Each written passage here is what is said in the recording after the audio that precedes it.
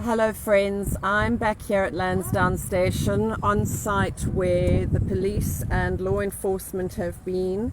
There was a raid yesterday morning and there's been some small remnants of progress here to rebuild, but clearly not as successfully as where they were just the day before yesterday. Also in preparation for the winter months and the need for shelter because it is getting colder at night. I have one of the community members here with me. She's going to introduce herself and just give her side of the story. I have to speak English now. You can speak English or Afrikaans. Okay. Goeiemôre mense. Ek is Magdalena Thomas. Ek is nou buite vir meer as 7 jaar nou. Teen die Rainway, Lansdowne Stasie. Maar wat gebeur het gister, law enforcement met die polisie het weer vir ons uitmekaar uitgekom ruk. Al so belangrike dinge soos ons beddens, seile, wat is ons nie in safe hou. Ons moet op die grond nog slaap, as het niks kombers en so nie, en het geneem. En per kos van, en daarvoor is ek nou onder die brug gister moes gaan slaap het, en ek kon nie hier lewe op die grond met net een kombersie. Where are you from? Ek is van Kakamas. How long have you been staying here at this site in the Western Cape? 7 jaar. 7 years. 7 jaar. But you obviously know that there's a community that's been living here for a lot longer as well. Time, yes. So you know people that have been living here for close to 20, 30 years? Yes. So- Obviously, like I could bully them, Yeah. tell the people, What is your relationship, or the people that have been staying here, their relationship with Flamingo Heights Township? Because Flamingo Heights is 1 kilometer away, and when I met you last year, I understood that you were getting water there. So our relationship began when I was helping you get water. yes. So am I right in saying that the Township Flamingo Heights has a close relationship with the community members here at the railway station? Yes. We have people, families, children coming here from Flamingo Heights every day. So the two communities are, working together. Yes. Now, during lockdown, there's been an element of youth and drug-related incidences happening here. How has that affected you? Oh, a lot. A lot. Because they steal from us, they break and seriously. So also, when the police are coming, they're coming here during the day and they're seeing what is happening with the trading and with the people that are trading that have come here from Hanover Park and other areas outside of Lansdowne to trade and to keep an eye, so to speak, on the area. I hear that it's the girlfriends of some of the gangsters that are trading, and then that money is also being used to do the drug deals in this area as well. And then at night time, there's another element of violence and crime that is starting because of the drugs. Yes. And I want to be honest. Most of the time when that time of the night, the druggies start with their nonsense. There's no police Yeah. around here. So which means our life is in danger. You can't sleep at night because they're talking about the drugs and try fighting each other. Me, I'm a drinker, I only drink wine. Yes. When I go sleep, I'm in danger because I'm sleeping alone. The majority of people, as I know, do not have IDs anymore. Is that right? The majority of them don't know that it's because of law enforcement. Like IDs have got stolen or taken away when the Stolen raids or have taken happened. by- Yeah. Okay. Has anybody come to you from the city officials and representatives to discuss ways of getting IDs for you people and grants? Yes, last year they were a couple of times here, but they never come back. Yeah. Because there's a lot of people still waiting on them. Yeah. But me, like I said, I don't have a problem with my ID because I do have stuff. You have your Yes, ID, I do have mine. and do you get a grant? No, Why not? I didn't apply for it. Okay, but I do know that because I've helped somebody else that the grant is taken up to 3-4 months sometimes, And the process for a person who's been living on the street in this kind of desperation finds it very, very difficult to keep going to SASSA offices, the money to get to the offices, to also the logistics of the administrative work. It just doesn't seem that it's very friendly for people on the street. Perhaps a mobile on-site registration or admin office would be better for you. Yes. People can actually explain to you what you need to do. Yes. Okay.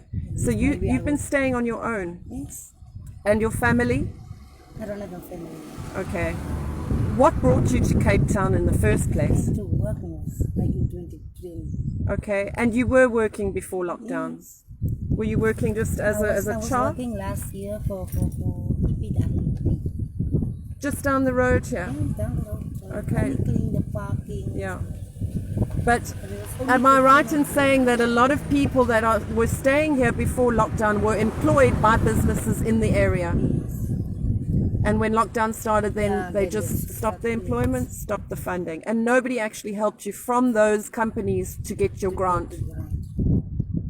Okay. So there is more that we could have done together at the beginning of all of this to ensure that people were, first of all, having IDs for grants, and then secondly, food in your stomach.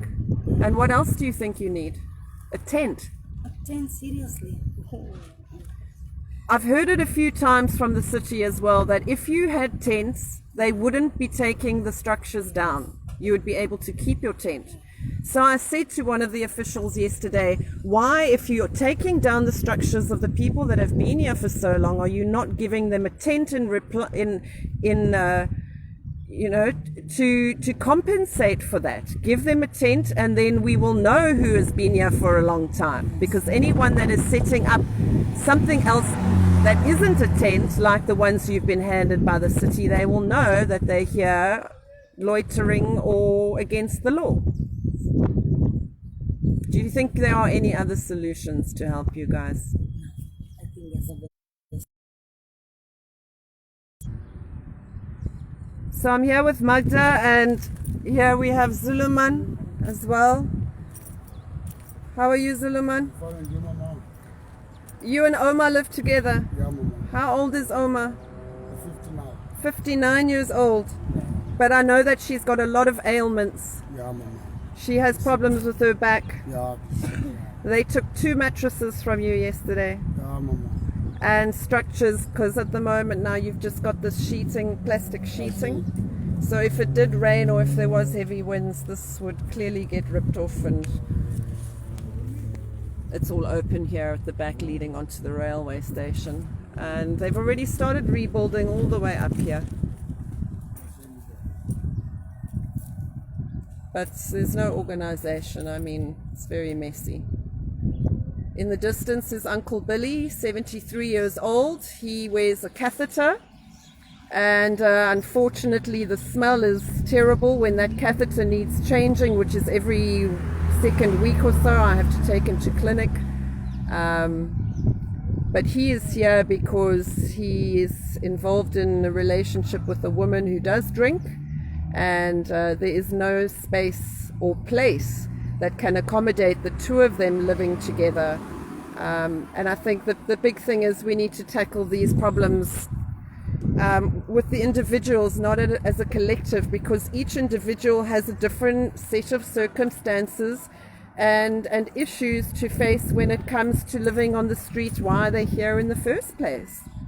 That they have been employed by businesses here in Cape Town that at the beginning of lockdown and during lockdown has just discarded them, and they're literally stuck.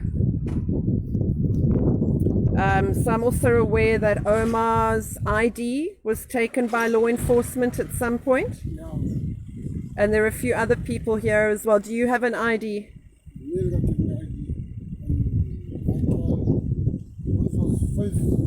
Five people. That, and was it the law enforcement? Did they give you a piece of paper? Nothing with a list of things that they've taken? And have they said to you that you have a chance to get your IDs back? Yes, I said plan but not Okay, all right. Thank you. Yeah. Yeah, there's no consistency. There's been a lot of promises, but nothing is being followed through and delivered. So here's another lady that is carrying water. Ma'am, can I have a chat with you quickly? I was just mentioning here to Magda about the water that I started helping with last year, because I see you carrying water for yourself. And I understand if the water is off here, you've got to walk all the way to Flamingo for your water. And you were telling me earlier that you've been to the OWL shelter for assistance 3 weeks ago. And could they help you? Because I got no income. You've got no income. So you have to have an income to stay in a shelter. Yes.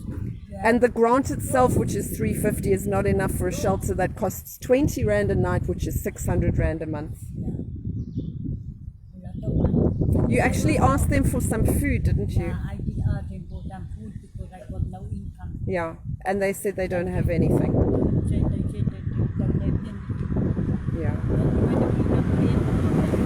We be there for the people for lunchtime and tea time. Yeah. Okay. Thank you very much. So I go away there and I come here. Okay.